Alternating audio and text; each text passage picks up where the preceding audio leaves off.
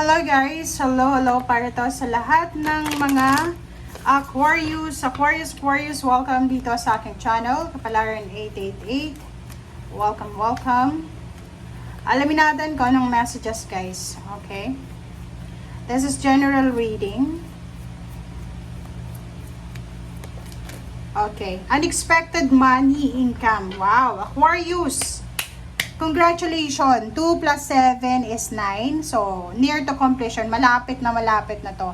So, isang unexpected financial help, isang unexpected inflow ng money, isang unexpected na job offer, isang unexpected na promotion, salary increase, or pwedeng inheritance, or pwedeng unexpected siya na winnings. Okay? Congratulations sa inyong lahat if you are resonated dito.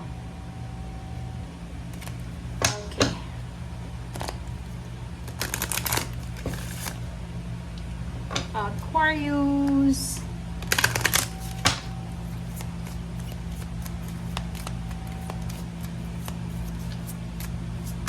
Okay, Sacred Heart, Passion, Love, Spiritual Communion.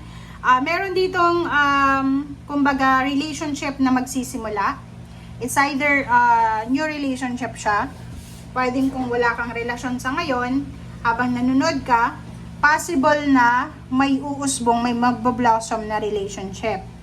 If you are naman in a relationship, possible na meron kayong pinaplanong kasal, or kung may asawa ka na, kinasal ka na, maybe wedding vows ba? Yung parang renewal of vows, parang ganun. So, maraming unexpected ang pwedeng dumating sa'yo sa mga susunod na araw, buwan na taon. Okay, thank you. Aquarius, oh sorry.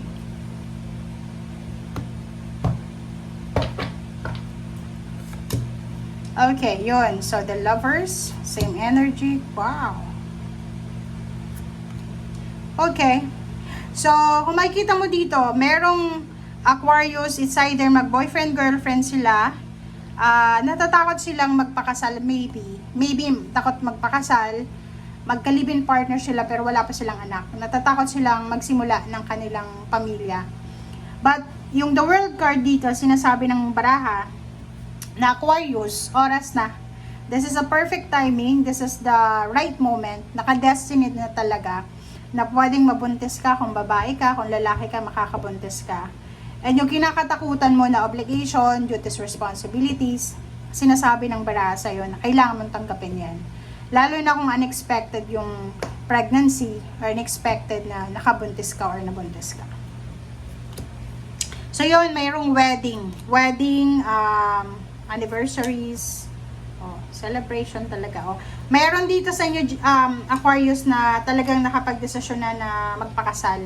So meron na kayong date, meron ng yung iba meron ng tawag diyan, month and year ng kanilang pagpapakasal.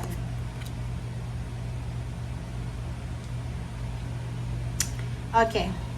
So, Three of Rods, nakikita ko sa'yo dito, merong Aquarius na matagal niya nang hinihintay na maybe magka-baby, magkaroon ng relasyon, magkaroon ng stable na trabaho, mag-retire, ma-promote sa trabaho, makapunta ng ibang bansa. So, meron ditong couple, pwedeng yung isa Aquarius, yung isa, syempre ibang zodiac sign. Sinasabi ng barahan na magse-celebrate kayo together. Kasi yung pangarap nyong makapag-ibang bansa ay posibleng mangyari na. Yung pangarap nyo na mag-asawa, like magkaroon ng ceremony celebration, wedding celebration, posibleng mangyari na. And judgment, isang desisyon ang gagawin mo, Aquarius. Maybe, yung iba sa inyo, magdedesisyon na magpapatayo ng bahay. Magdedesisyon na magpa-renovate ng bahay. Magdedesisyon na bibili ng bahay. Aalis, babalik sa kung saan sila galing na probinsya. Or aalis ng ibang bansa, pupunta ulit sila sa ibang bansa kung saan sila galing dati.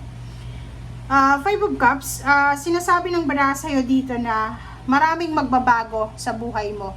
Kumbaga, eto pa lang yung simula ng pagbabago. Eto pa lang yung parang, kumbaga yung, halimbawa, sa bagong taon, eto pa lang yung first day of New Year para sa'yo. So, halimbawa, kung naghahanap ka ng mabilisang pagbabago sa sarili mo, sinasabi ng bara sa'yo dito na kailangan mo maghintay. Kasi yung Wheel of Fortune, yung pag-ikot ng Wheel of Fortune, depende yan sa phasing ng destiny mo. Hindi yung iikot talaga siya na kailangan mabilis kang umunlad, mabilis kang ganyan. Kasi lahat ng tao dito sa mundo, marami tayong mga gusto pero hindi nangyayari.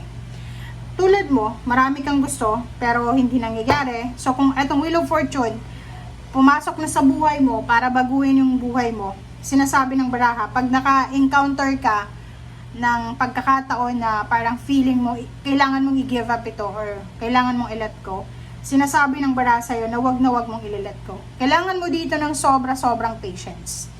Kailangan mo dito ng sobra-sobrang tiwala sa sarili mo. Kailangan mo din dito ng yung pagiging persistent ba?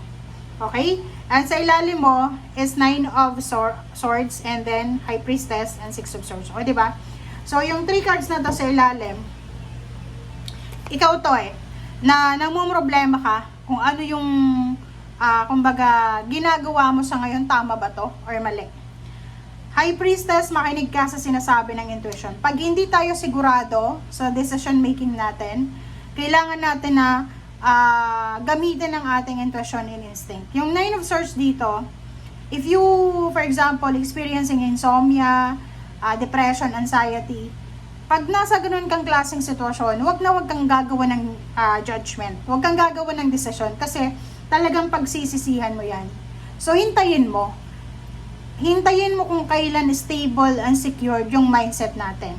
Kasi yung 6 of Swords dito, eto yung gusto mong mangyari 6 of Swords and the Wheel of Fortune. Gusto mong sa isang iglap, mabago yung sitwasyon. Like for example, ang tagal-tagal mo ng breadwinner, pero until now, yung family mo naghihirap pa rin, financially and emotionally. And alam mo yung pakiramdam na binigay mo na yung best mo, binigay mo na yung lahat, pero ang ilap ng tadhana. So, yung 6 of Swords dito, sinasabi ng 6 of Swords sa'yo na kung gusto mong makaalis sa sitwasyon na mahirap, stagnant, kailangan talaga dito yung persistent. Kailangan talaga dito na isipin mo na, eto yung gusto ko Kahit anong mangyari, kahit matagalan, o babot man siya ng ilang taon, eto yung gusto ko, hihintayin ko siya, gagawin ko siya. Okay? So, ganun dapat yung energy mo. Okay? Lalo na kung meron kang mga emotional problems, huwag gagawa ng desisyon na pwedeng pagsisihan dahil lang sa galit, sa inis, sa pressure. Okay? Thank you guys. Bye!